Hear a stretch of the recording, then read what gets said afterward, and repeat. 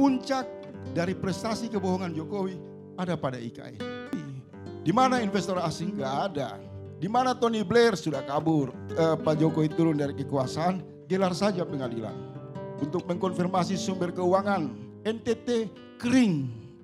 Miskin banyak orang di sana, Pak Silver.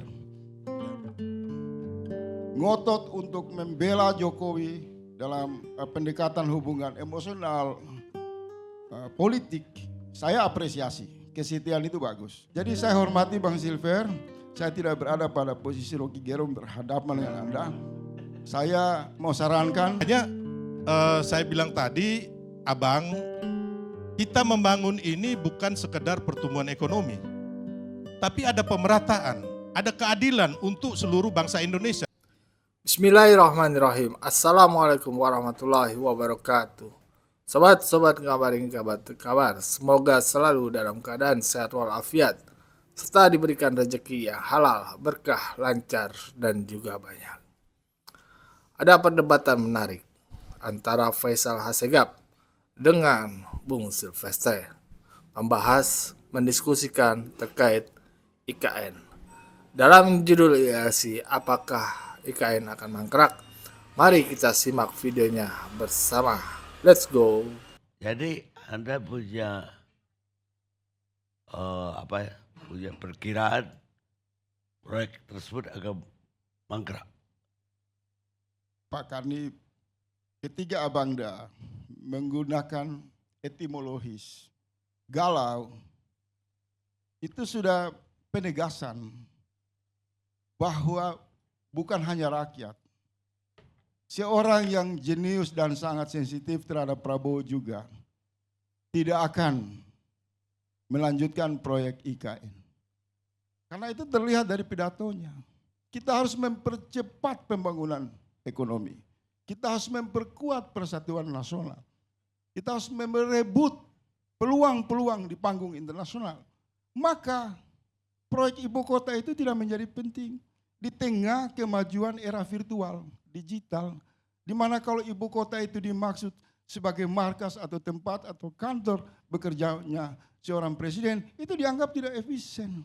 Dan itu sudah dijawab oleh Pak Jokowi sendiri. Sulit, tidak gampang, tidak bisa dengan membalik tangan. Artinya yang menyimpulkan proyek ini tidak jalan, sinyal itu datang dari Jokowi sendiri. Dan terakhir Pak Silver, mohon maaf diizinkan untuk saya harus menegaskan mewakili hati nurani Anda dan kawan-kawan semua. Puncak dari prestasi kebohongan Jokowi ada pada IKN. Karena antara narasi awal dan narasi menuju dia turun sebagai mantan presiden ini, tanggal 20, bahasanya nggak bisa dipegang. Dia mengatakan, ini bukan beban APBN, bukan beban uang rakyat, ini investor. Proyek ini akan datangkan banyak investor. Hari ini yang dia datangkan itu koncoisme. Orang-orang yang diuntungkan oleh kebijakan Jokowi itu sendiri. Jadi kalau tadi disebutkan beberapa pengusaha, orang itu patut diaudit semua. Itu satu gerakan sukarelawan dari kelompok oligarki yang memang dilayani oleh Jokowi. Di mana investor asing nggak ada. Di mana Tony Blair sudah kabur. Jadi tidak ada satu gambaran yang memberi harapan proyek ini akan berjalan sebagaimana janji Pak Jokowi sendiri. Pak Jokowi dengan kata-kata yang sangat lugas, sangat terbuka, mengatakan sulit, tidak gampang, tidak bisa membalik tangan. Dan hari ini Pak Jokowi tidak membuat keputusan-keputusan yang bisa membuat publik yakin. Dan semakin jauh tidak tertariknya investor melirik IKN, semakin memberi ancaman. Kasus ini bisa berujung konfirmasinya di jalur pengadilan. Supaya tidak menimbulkan fitnah. Jadi saya berharap Bang Silver dan kita semua, kita jadikan bernegara secara bermartabat tanpa perlu berdebat. Saya berharap kelak Pak Jokowi turun dari kekuasaan, gelar saja pengadilan. Untuk mengkonfirmasi sumber keuangan, untuk mengkonfirmasi seluruh rencana, apa saja yang membuat mabuk kekuasaan dengan ambisi untuk membangun proyek IKN ini di tengah rakyat, di tempat Pak Silver sendiri lagi susah untuk mendapatkan hak hidup dalam bernegara. NTT kering, miskin banyak orang di sana, Pak Silver. Tidak terurus, sementara Presiden hanya menjadikan IKN sebagai pencitraan. Dan klimaksnya sudah selesai. IKN itu hanya menjadi lagu nyanyian yang paling kuat di saat jelang Pilpres. Bola balik Pak Jokowi, menteri-menteri ke sana.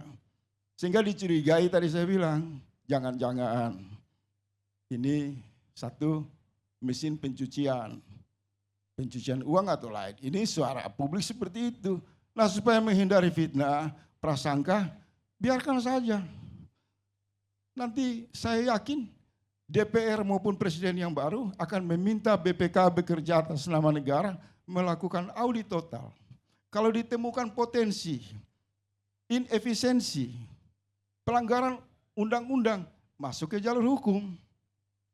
Supaya pihak-pihak mana yang mendorong dan menjebak Pak Jokowi dalam proyek yang abal-abal ini dimintai pertanggungjawaban. Terima kasih Abang Dah. Baik, Ya. Sylvester Bogor. Bang Karni, hanya mungkin saya sedikit meluruskan abangku, Bang Faisal. Jadi mengenai jembatan Selat Sunda ya, Bang. Sebenarnya jembatan Selat Sunda itu tidak mangkrak. Karena apa? Karena baru visibility study.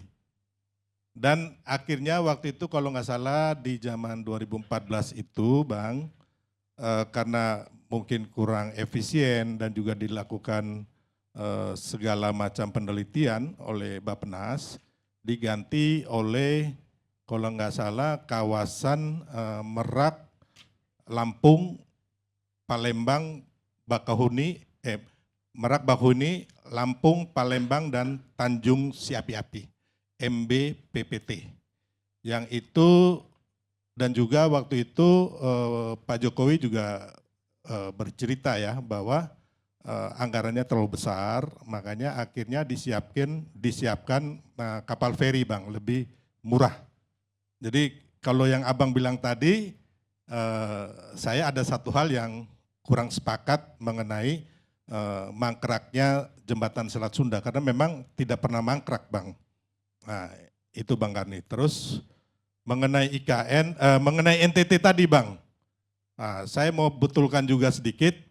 Kami di NTT itu mendapat selama Pak Jokowi itu 9 bendungan. Dan ini menurut saya sangat dahsyat, termasuk Labuan Bajo dan juga Danau Kelimutu dan lain-lain itu masuk dalam otorita Labuan Bajo, dan saat ini sangat pesat ya. Pertumbuhan ekonomi kami juga cukup bagus Bang, karena saya melihat infrastruktur ini sangat penting. Jadi kita melihat IKN Bang, kalau kita melihat Jakarta, memang kalau saat ini menurut penelitian ya, bahwa kita itu tiap tahun merugi 100 triliun karena kemacetan. Belum lagi kita juga diancam oleh banjir Bang. Saya bolak-balik dulu pernah mengurusi reklamasi pantai itu Bang, yang dari nggak setuju, akhirnya saya diminta oleh salah satu teman pengembang besar lah untuk mensosialisasikan reklamasi di yang pantai Jakarta itu. Di situ memang tiap tahun itu kalau nggak salah 7 cm Bang, penurunan dataran tanah kita ya. Dan ini juga suatu saat bisa-bisa Jakarta ini banjir, atau ya saya nggak mau bilang bahwa Jakarta ini akan tenggelam, tapi intinya kita lihat sekarang itu di daerah Marunda terus. Saya mau Ya, persingkat silakan. saja supaya lebih detail. Jadi pengakuan terhadap proyek IKN itu mangkrak itu datang dari kelompok yang merancangnya. Andrinov Caniago menyampaikan itu secara terbuka. IKN dimaksudkan sebagai scientific basic dengan memberi janji bahwa kota ramah lingkungan. Tapi fakta tidak. hancur-hancuran di sana. Dan itu diprotes oleh Greenpeace, oleh kelompok-kelompok LSM internasional. Jadi begini, saudaraku, ngotot untuk membela Jokowi dalam pendekatan hubungan emosional, politik, saya apresiasi. Kesetiaan itu bagus. Tetapi juga harus melihat realitas yang ada. Banyak orang hari ini susah, miskin, dan ancaman kelas menengah yang semakin turun. Tetapi kalau Jokowi menggunakan hak uang rakyat APBN itu, maka semua itu harus dilakukan secara transparan. Siapa yang tidak suka satu proyek rancangan ibu kota yang bagus? Semua orang yang berakal sehat setuju. Tetapi dalam metode pendekatan pelaksanaan proyek ini banyak menimbulkan dugaan-dugaan. Jadi sudah masuk pada satu kesimpulan untuk menghentikan semua perdebatan Bung Silvan, yang tadi saya usulkan, masuk aja ke jalur hukum setelah nanti BPK itu mengaudit. Sehingga di mana nanti dilihat apakah ini benar-benar dijalankan secara transparan, secara sesuai aturan atau tidak. Yang kedua, saya nggak pernah bilang tadi JSS mangkrak, enggak. Hambalang. Saya mengatakan jembatan Selat Sunda dalam logika semua orang itu adalah proyek yang bagus, memperkuat persatuan nasional. Karena mobilisasi Jawa Sumatera itu sangat penting. Proposal SB yang sangat luar biasa ini dibuang ke tempat sampah oleh Jokowi. Sehingga Anda mesti bertanya, siapa penentu IKN ini jalan atau tidak? Menurut saya, Pak Jokowi harus bikin baik sama Pak SB. Karena itu sangat menyakiti. Pak SB tidak meninggalkan beban utang. Pak Susilo Bambang tidak meninggalkan gejolak ekonomi dan politik dengan berharap Pulau Jawa dan Sumatera dalam proyek JSS bisa dilanjutkan selama 10 tahun. Tidak ditengok oleh Pak Jokowi. Artinya apa? Kalau perbuatan kekuasaan Jokowi melecehkan SBY, bisa saja cara yang sama digunakan oleh Prabowo untuk mengatakan ini ambisi pribadi Anda. Ini tidak penting untuk rakyat. Rakyat butuh makan. Maka terlihat di sana Prabowo masih lebih penting berbicara gizi, perhatian untuk makan gratis bagi rakyat ketimbang bicara soal IKN. Kembalikan saja Kalimantan sebagai paru-paru dunia. Dia menjadi ikon Indonesia. Jangan dengan pemindahan ibu kota untuk menutupi kekacauan kebijakan lainnya. Jadi saya hormati Bang Silver, saya tidak berada pada posisi Rocky Gerung berhadapan dengan Anda. Saya mau sarankan seluruh publik Indonesia memberi apresiasi, hormat kepada Bang Silver. Kembali lagi kepada Pak Jokowi. Saran saya berbuat baik kepada mantan Presiden SBY, mantan Presiden Yusuf Kala.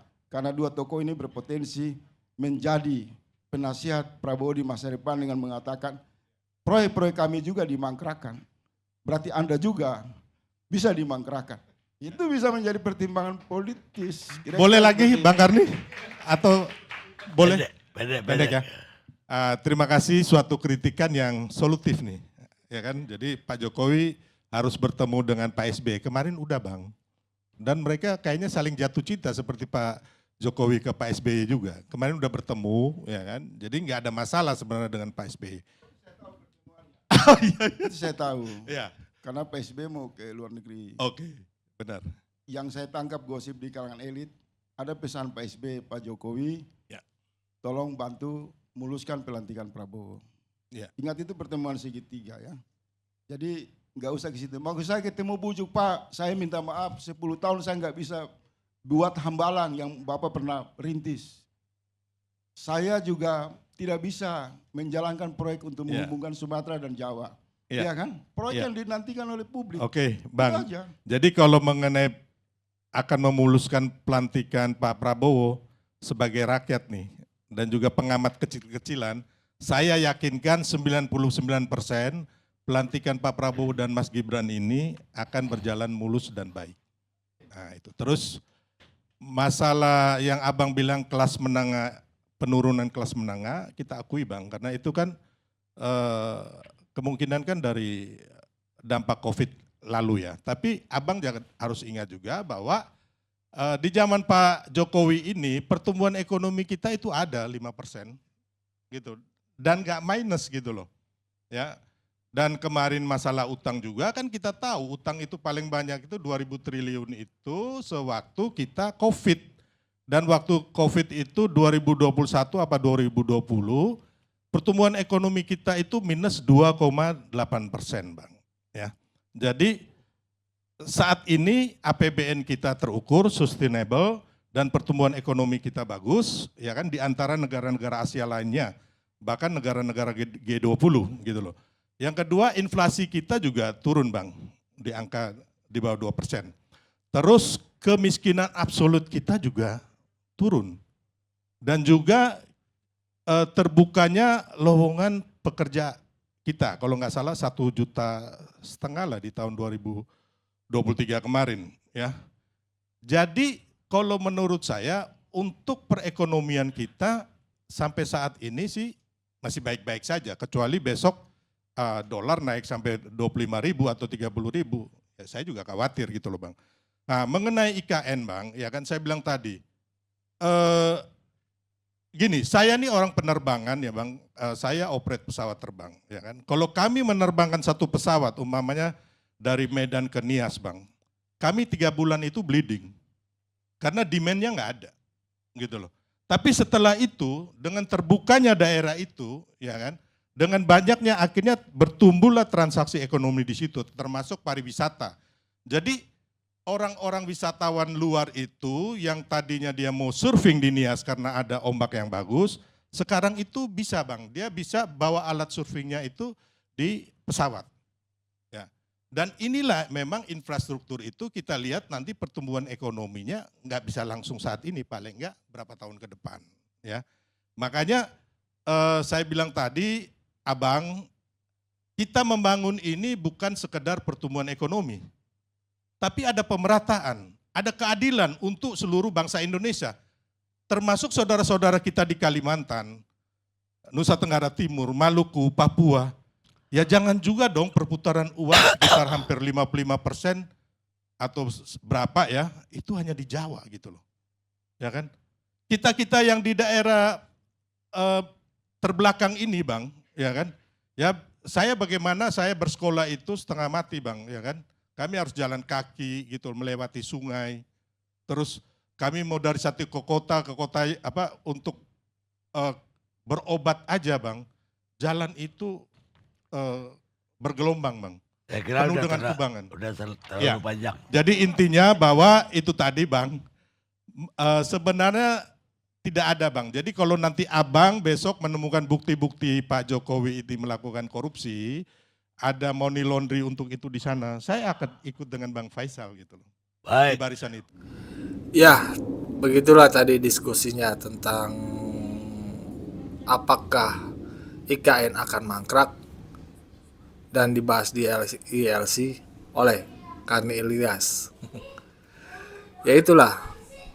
Bahkan Faisal Asegaf tuh menuntut Pak Jokowi nanti setelah lengser itu diadili untuk membuka tentang pembiayaan dari IKN itu. Sementara sebastian yang sangat membela Pak Jokowi sama kayak gue lah. Gitu ya, gue membela Jokowi ya kan. Bahwasannya ya penting bagi Indonesia lah untuk mempunyai infrastruktur yang bagus, ikon bangsa. Nah, seperti yang diketahui banyak orang bahwasannya Istana Negara sekarang, Istana Merdeka yang di Jakarta dan di Bogor itu kan peninggalan dari kolonial ya. Ya, setidaknya hari ini kita punya ibu kota yang dibangun oleh anak bangsa sendiri dari nol. Bahannya pun seluruh bahannya itu kalau